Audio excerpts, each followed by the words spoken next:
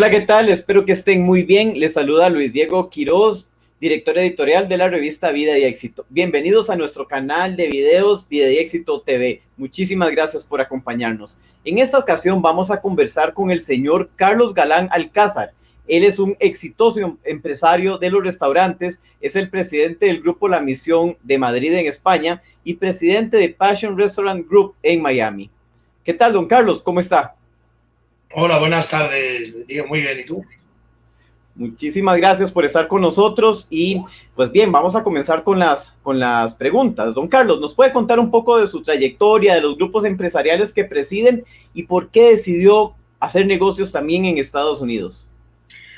Pues yo empecé hace ya 32 años, yo tenía 24 años cuando abrí el primer restaurante en Madrid, que todavía está abierto, gracias a Dios.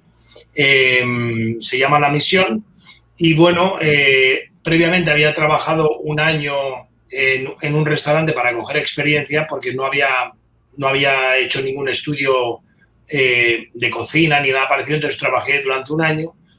Y bueno, los comienzos no fueron fáciles, como pasa en todos los negocios, fueron duros, a base de mucho trabajo, de mucha perseverancia, de mucho sentido común también, de aprender de los fracasos y de que tampoco se te subiera mucho a la cabeza el éxito. Es una buena combinación esa para poder seguir adelante. Y al cabo de los pocos años abrí otro restaurante en Madrid, y ese luego ya lo cerré. Y bueno, ahora mismo, para hacerlo un poco corto, en Madrid tenemos 5 restaurantes que están funcionando ahora mismo y en Madrid tenemos 3. Perdóname, en Miami tenemos 3. O sea que en total tenemos 8 restaurantes. Yo en época normal de pre-COVID viajaba una vez al mes a Madrid, estaba ahí una semana o 10 días y así repartía mi vida. Bueno, al principio fue, como te decía, fue duro y después de unos 10 años aproximadamente, cuando ya llevaba 10 años de experiencia en Madrid, decidí venirme aquí a Miami a abrir un restaurante porque yo había estado muchas veces en Miami y había vivido en California cuando era joven y siempre tenía ganas de intentar triunfar en este mercado que es el mercado más competitivo del mundo. Es muy bueno cuando tienes éxito, pero también el fracaso, o sea, el golpe puede ser muy duro porque es un mercado donde todo el mundo quiere triunfar. Entonces vine en el año 97 a Miami Beach con un socio que era del mundo de los restaurantes también en Madrid y abrimos un pequeño restaurante en Miami Beach que cogió mucha fama, se llamaba Macarena. Y ese restaurante lo tuvimos durante 10 años más o menos, en el que aprendí otra vez. Es curioso y quería resaltar el tema de los 10 años. Hay un libro que se llama Outliers, que habla de la gente que tiene éxito en la vida, habla de casos de gente muy relevante en los deportes, en la política, en el arte, en la música, y estudia los patrones de comportamiento que tenían esa gente. Entonces, hay uno de las cosas que más tienen en común la gente que ha tenido mucho éxito en la vida, que se llama la ley de las 10.000 horas, que son aproximadamente 10 años de mucho trabajo. Cuenta, por ejemplo, que Mozart, el compositor de música, con 5 años ya componía, pero hasta los 15 no hizo nada relevante. Por ejemplo, Rafa Nadal, el tenista, dice que con 8 años ya ganó el primer campeonato de las Islas Baleares, donde él vivía, pero fue a los 18 años cuando ganó la primera vez a Federer en Wimbledon. Entonces, esos 10 años de experiencia me sirvieron, los primeros 10 años, para poder dar el salto a Miami, y los 10 años de experiencia en Miami siguientes, en los que apenas gané dinero, pero aprendí muchísimo, me sirvieron para luego abrir los restaurantes que tenemos ahora, que ahora sí ya hemos podido saborear la miel del éxito. Y usted acaba de decir que Estados Unidos es el mercado más competitivo del mundo. ¿Qué cree usted que es la clave para que sea ese mercado tan importante y tan apetecido? ¿La cantidad de población o los gustos de los estadounidenses? Bueno, yo creo que es una combinación de todo. Yo creo que es la cantidad de población, obviamente son 350 millones de habitantes. Es un país con una población muy diversa, con un solo idioma, con una mentalidad de consumo muy grande. Y como te digo, el americano, y cuando digo el americano, digo el habitante de este país, seas americano, sea otro, es muy dado a probar, primero a gastar y a probar cosas nuevas. Entonces, sí es el país más competitivo del mundo porque como es un mercado tan grande, es como si triunfas en Estados Unidos como triunfar en Europa entero. Entonces, es muy apetecible y es verdad, y además es muy fácil, aquí es donde se confunde la gente. O sea, es muy fácil abrir un negocio, montar una compañía, es muy fácil ir a un notario. En España ir a un notario es casi como pedir audiencia con el rey, casi te diría. Abrir una compañía, como te decía, es muy fácil, lo hacer por internet, muy barato. Comprar un coche, tú vas a comprarte un coche, en España tardas a lo mejor un mes en tener el coche que tú quieres. Aquí llegas a un dealer de coches y te llevas en el momento, en una hora sales por la puerta del dealer con el coche que quieres y en el color que tú quieres. O sea, lo hacen todo muy fácil. Pero por eso mismo, te dediques a lo que te dediques, vendas vasos o coches o ropa, todo el mundo quiere triunfar en este mercado. Entonces la competencia es muy grande. Es bien fuerte. La industria de los restaurantes se ha visto muy afectada ahora con el tema del COVID-19 y muchos restaurantes, yo creo que tanto en Estados Unidos como en Europa o en América Latina, se pueden mantener a flote con la ayuda de la tecnología y con el servicio a domicilio, pero hay que ser realistas, esto no sustituye del todo a la experiencia personalizada y el disfrute de ir a un restaurante. ¿Cómo han hecho ustedes frente a esta situación en sus negocios? Efectivamente, el negocio del delivery es un negocio es un pastel muy pequeño en el que ahora todo el mundo quiere meter su cucharita para comer un poco, entonces es muy difícil. Primero, el mercado del delivery, lo que más se vende con diferencia es la pizza. Luego hay un pequeño segmento de hamburguesa y de comida japonesa, de sushi. Entonces, luego el resto del mercado que queda, que es muy poquito, nos lo tenemos que repartir entre todos. Entonces, es bien difícil. Y es que nada sustituye la experiencia de estar en una mesa, en un restaurante, con servicio, y por lo menos en los nuestros, que le ponemos muchos detalles alrededor de la experiencia, como pueden ser las velas, la música, la decoración, el ambiente, las plantas, todo eso es muy difícil. Entonces, podemos hacer el delivery. De hecho, estamos haciendo, ahora mismo lanzando una compañía más bien un servicio dentro de nuestra compañía de delivery de paellas, con un chef muy famoso en España, que es amigo mío hace mucho tiempo y que vive aquí en Miami, y vamos a empezar la próxima semana seguramente, ya estamos haciendo pruebas, paella a domicilio, intentándole poner a todo el empaque, a lo que es la bolsa, el paquetito con la paella, con las croquetas, llenarlo de detalles para intentar trasladar un poquito la experiencia de los detalles que hay en nuestro restaurante, poderla trasladar a una casa.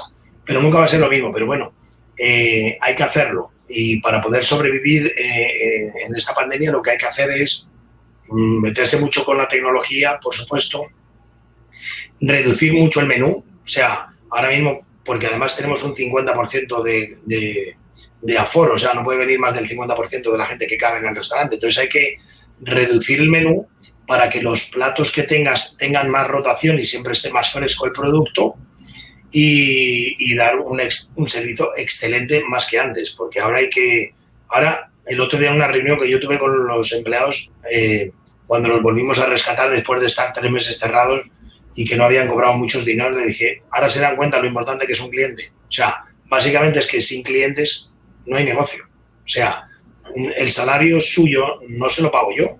Yo lo que hago es recoger el dinero del cliente, lo guardo y al final de las 2 semanas lo reparto para pagar los salarios, pero es el dinero del cliente, no es el mío. Y cuando falta dinero lo pongo y si sobra, pues a lo mejor puede haber un poquito de beneficio. Ahora mismo ningún restaurante creo que esté ganando dinero, ahora lo que tenemos que tratar es de perder lo menos posible. El tema del servicio al cliente en esta pandemia, usted, bueno, lo está tocando, ¿verdad? En restaurantes de comida rápida, pues siento, como usted bien lo dice, es más fácil ponerlo en una motocicleta y enviarlo a una casa, ¿verdad? Porque prácticamente, pues en un restaurante de comida rápida uno no está buscando tanto que lo atiendan como un rey, sino que, pues, que la comida sepa bien, nada más y se la den rápido. Pero en el caso de esos restaurantes, que son restaurantes, pues, que tienen toda una experiencia, usted bien lo dice, trasladar esa experiencia a un delivery es muy difícil. Es muy, muy difícil, es muy difícil. Entonces, podremos crecer un poco, pero nunca va a ser el negocio. O sea, este tipo de operación de restaurante no puede sobrevivir solamente con el delivery, no es imposible. Lo que tenemos que esperar es que pase esta pandemia, que pasará obviamente, y como decir, agazaparse hasta que pase la tormenta y luego salir con fuerza. Entiendo.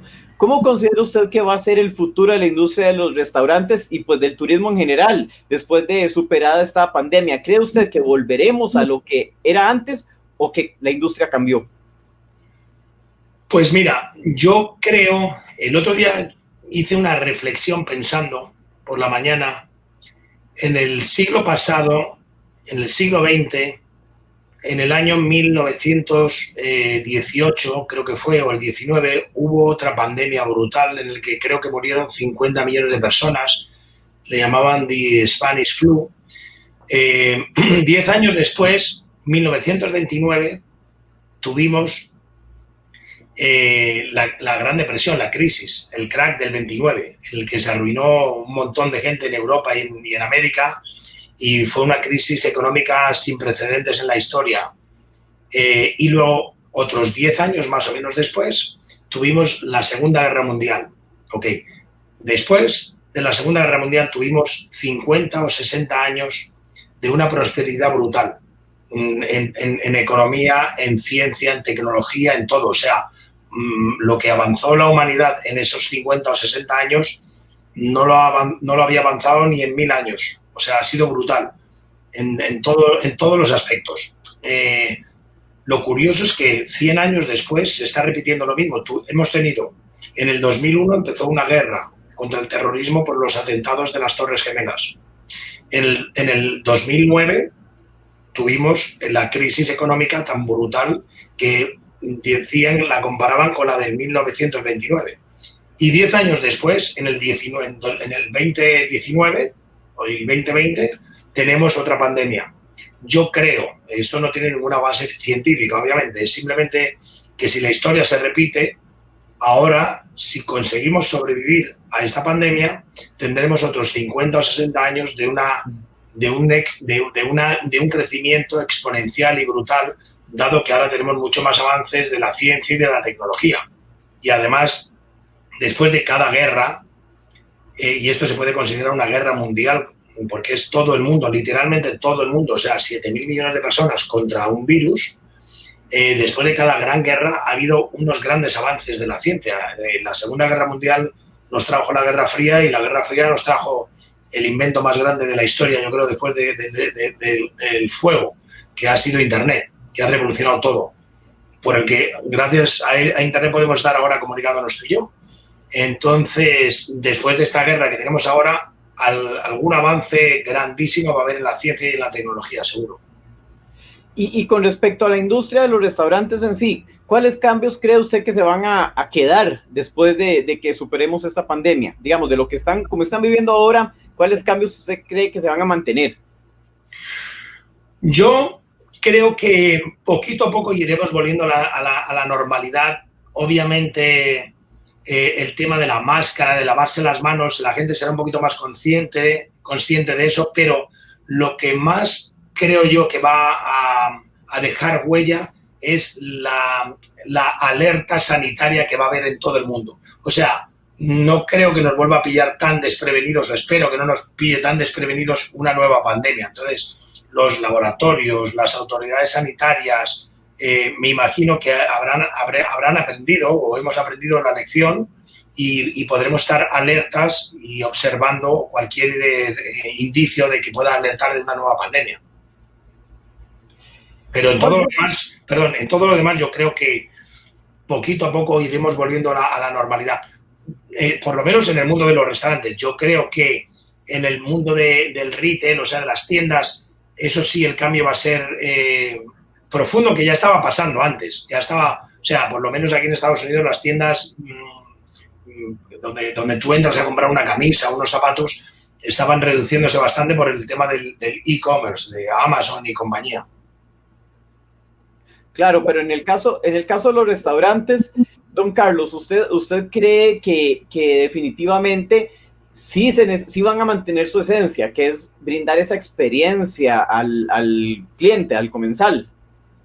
Sí, yo creo que es que el poder compartir en un restaurante, en una mesa, con unos amigos, una velada, una cena, una conversación, un buen vino, un servicio, como decía, la música, los detalles que hay alrededor, las plantas, la decoración, todos esos elementos intangibles que hay alrededor de una experiencia, y además que lo notamos porque en cuando abrimos las puertas empieza a venir la gente.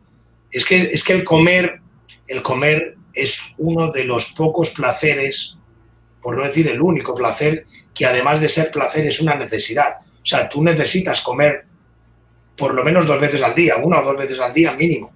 Y es un placer y una necesidad, y es el placer para todas las personas, para todas las edades, en todas las circunstancias y para toda la vida. Es más, es el único placer que se queda hasta el final de nuestros días y que compensa, cuando nos hacemos mayores, la pérdida de otros placeres. O sea, hasta el día antes de morirte o el día que te mueres tienes que estar comiendo. Claro. Yo siento que usted es muy optimista y eso es muy bueno. Por eso quisiera pedirle un consejo para todos esos emprendedores de la industria de los restaurantes que nos están viendo, principalmente en América Central, que se ha visto severamente golpeada, que están comenzando y pues con esta crisis prácticamente se vinieron abajo, ¿verdad? Y con ellos se vienen abajo muchos sueños. Entonces, ¿algún consejo para ellos? Pues sí, yo soy optimista por naturaleza y además hago un esfuerzo para ser también optimista porque, mira, el otro día en la televisión aquí en Miami escuché una frase que me gustó mucho. Cuando hay una catástrofe de estas dimensiones, tienes 2 opciones. Hay gente que se pone a llorar y hay otros que se ponen a fabricar pañuelos. Entonces, o haces el papel de víctima o buscas soluciones. En cada caso puede ser, y en cada ciudad y cada tipo de restaurante puede tener una solución diferente. Mi consejo es observar, ser creativo, reducir a lo más posible ahora la oferta del producto que estés vendiendo y dedicarte solamente a lo que haces excelentemente bien. O sea, el plato, la receta que sabes que nunca fallas, reducirlo a esas pocas recetas, mantenerte así hasta que esto pase, porque pasar va a pasar. La duda que hay, según los expertos, es cuánto tiempo vamos a volver a tener la normalidad de antes. Dicen que 2 años, 1 año y medio, 2 años, 3 años más o menos, hasta que vuelva a coger la velocidad que tenía la economía en el 2019, que era bastante buena. Entonces, mi recomendación es observar, que es una cualidad muy bonita del ser humano y la que ha llevado a la humanidad a descubrir grandes cosas. Observar y tener sentido común y creatividad. ¿Cree usted que es posible encontrar ese balance para mantener los restaurantes abiertos ahora durante la pandemia sin que eso implique un gran peligro, un gran riesgo sanitario? Pues yo creo que sí. De verdad, yo creo que sí, manteniendo distancias de seguridad entre las mesas. Unas medidas de higiene entre los empleados y los comensales. Yo creo que se puede hacer. Yo creo que el problema son, por lo menos lo que yo veo o observo aquí en Miami, son más las fiestas privadas que hay en las casas, donde no hay ningún tipo de regulación, las fiestas que hay en barcos, donde aquí ese negocio está explotando y entonces hay mucha gente que viene de otras ciudades o del mismo Miami. Como no hay bares, no hay discotecas, alquilan barcos, se juntan y ahí es donde está el problema, creo yo. Porque yo lo que observo en los restaurantes es que se mantienen, los que yo veo y gente que yo conozco que tiene restaurantes, que estamos en un grupo unidos, todos mantenemos las distancias. Y es que si se estuviera contagiando a la gente estaría mucho peor. O sea, lo hubiéramos notado porque incluso los empleados se hubieran contagiado. Y no hemos tenido, de 100 y pico empleados, hemos tenido uno nada más. Y el turismo yo creo que volverá.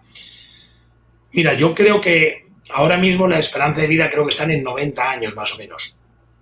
La gente se jubila con 60 o 65. Nos quedan 30 años más o menos de vida en las que una de las cosas, de los placeres que tenemos es el turismo, el viajar, o viajar dentro del mismo país, o viajar a otros países, y además es que es muy, bueno, era muy barato, o sea, los viajes en avión es que están más baratos ahora que hace 25 o 30 años, es increíble. Entonces, yo creo que el turismo volverá a la normalidad. Excelente, don Carlos. Bueno, le agradecemos mucho de verdad su tiempo, sus respuestas y sus consejos para los emprendedores. Yo creo que esto es muy importante que la gente lo vea, lo analice y que tenga ese optimismo y esa esperanza que tiene usted, porque yo siento que otra de las graves consecuencias de este COVID-19 es la desesperanza y la tristeza que da la incertidumbre de no saber cuándo va a mejorar esto, ¿verdad? Que como usted bien lo dice, va a mejorar, solo que no sabemos la fecha exacta. Correcto, así es, sí. Hay que ser optimista en la vida porque eso es una opción que uno tiene. Hay que aprender a vivir con una... En inglés se dice it is what it is, y en español se dice esto es lo que hay. Y tenemos que aprender a vivir, perdón, también con la certeza de que la vida no es perfecta y que el mundo no es justo muchas veces.